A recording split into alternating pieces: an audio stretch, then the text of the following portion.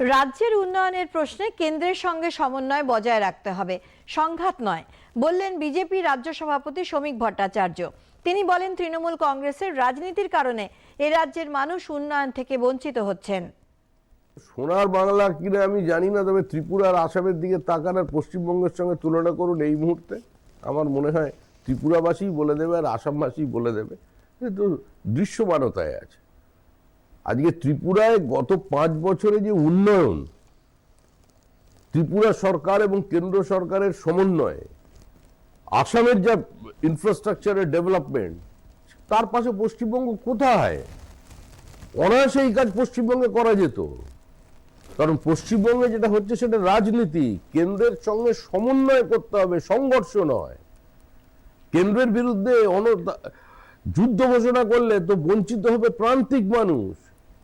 রাজ্য পিছিয়ে পড়ছে তৃণমূল কংগ্রেসের এই রাজনীতির কারণে। সে আয়ুষ্মান প্রকল্পই হোক আর প্রধানমন্ত্রী আবাস যোজনাই হোক আর আপনার 100 দিনের কাজের টাকাই হোক, এর সবকিছুর জন্য দায়ী তৃণমূল কংগ্রেসের বিরোধিতার জন্য বিরোধিতা আর লুঠের রাজনীতি, প্রাতিষ্ঠানিক লোভ লুঠের একটা পদ্ধতি।